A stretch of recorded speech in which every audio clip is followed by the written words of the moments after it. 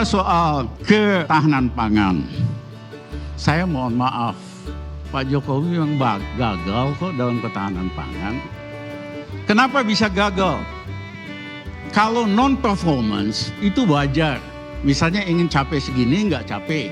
Tapi saya berjalan ke sana, ke arah Haris.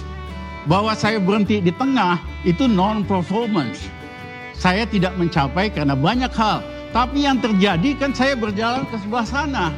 Sebaliknya dengan strategi import ugal-ugalan, strategi kebijakan import dan pemilihan personal yang maunya ke sana bukan maunya ke arah Haris.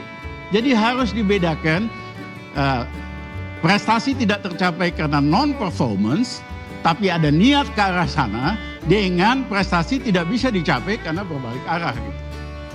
Nah, saya sebetulnya menunggu-nunggu buat Pak Jokowi minta maaf. Maaf, memang strategi impor pangan ini tidak tercapai. Saya akan mengubah karena saya masih ingin kembali ke Trisakti, ingin capai kedaulatan pangan, saya akan ubah. Itu jauh lebih sportif, jauh lebih simpatik daripada seolah-olah nggak ada masalah. Dan saya yakin karena kita sudah 3 tahun ini tidak import beras, saya yakin swasembada beras kita akan segera kita capai. Kondisi di saat sulit COVID, ancaman krisis global, iklim ekstrem, bahkan ada geopolitik, ternyata produksi kita, kerja keras petani membuahkan hasil. 3 tahun terakhir tidak ada impor beras. Sejak 2019 tidak ada impor beras umum. Produktivitas padi kita di Asia Tenggara nomor 2 setelah Vietnam. Setiap tahun surplus, kemudian dicek dari perkembangan harga stabil dan bagus, berkontribusi positif lah terhadap inflasi. Sehingga memang ada beberapa komoditas lain yang mempengaruhi inflasi, tetapi untuk pangan beras, jagung relatif terkendali aman.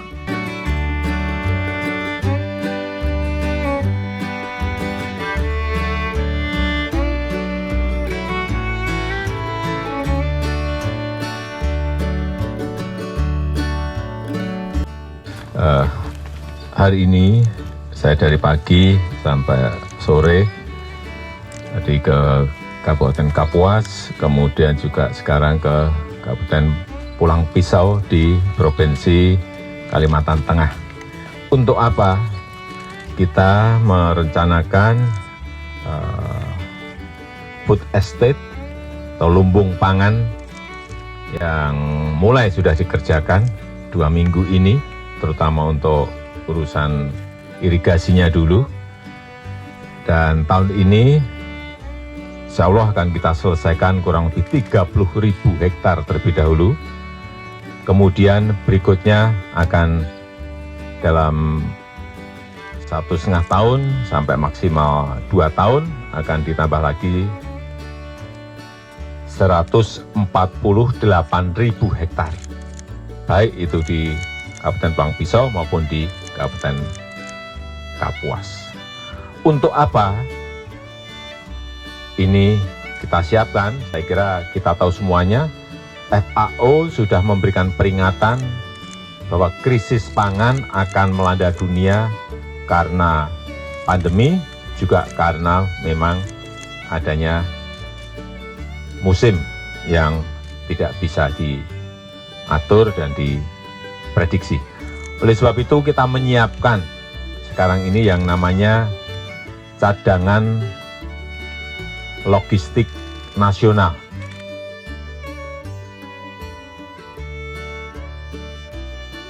Hati-hati mengenai perang Ukraina, karena ini menyangkut pangan dan energi, pangan, minyak, dan gas, yang akan mempengaruhi semua negara di dunia. Sekarang pindah yang ada urusannya dengan Harganas, yaitu pangan. Pangan juga sama, naik, seluruh dunia naik. Ada yang naiknya sudah 30%, ada yang naiknya sudah 50%. Untungnya kita ini alhamdulillah rakyat kita, utamanya petani, masih berproduksi beras dan sampai saat ini harganya belum naik. Moga-moga tidak naik karena stoknya selalu ada. Dan sudah 3 tahun kita tidak impor beras lagi. Biasanya kita impor 1,5 juta ton, 2 juta ton. Ini sudah tidak impor lagi. Ini Menteri Pertanian hadir di sini. Terima kasih Pak Menteri. Kondisi di saat sulit COVID, ancaman krisis global, iklim ekstrem, bahkan ada geopolitik, ternyata produksi kita, kerja keras petani membuahkan hasil. 3 tahun terakhir tidak ada impor beras. Sejak 2019 tidak ada impor beras umum.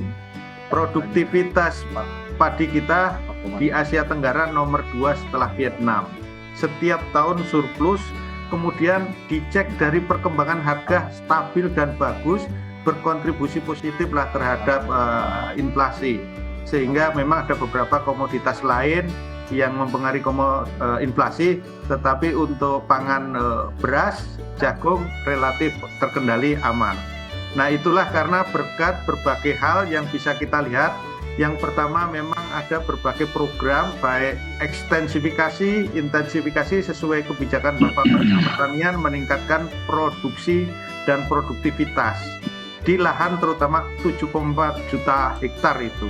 Kemudian petani-petani juga akses kur yang tinggi. Tahun 2020 55 triliun. Kemudian 2021 itu 85 triliun, diantaranya padi sekitar 14 sampai 16 triliun, khusus untuk padi dan penggilingan. Juga kinerja produksi padi jagung lainnya ini juga karena ya PUPR terima kasih membangun sekitar 29 yang sudah diresmikan, sebentar lagi 9 bendungan dari target 2 sampai 2024, dan irigasi lain diperbaiki termasuk peningkatan kapasitas SDM petani. Kita bermitra dengan HKTI, KTNA dan semua jajaran di lapangan bergerak dan korporasi. Itulah yang menyebabkan capaian-capaian di bidang pangan ini luar biasa, dan termasuk integrated farming maupun food estate. Itulah yang bisa mendorong kinerja produksi padi.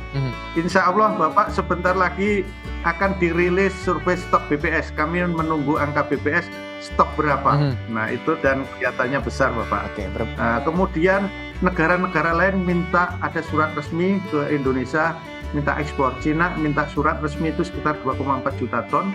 Bahkan dari Brunei juga minta, dari Timur Tengah juga ada permintaan beras untuk kita.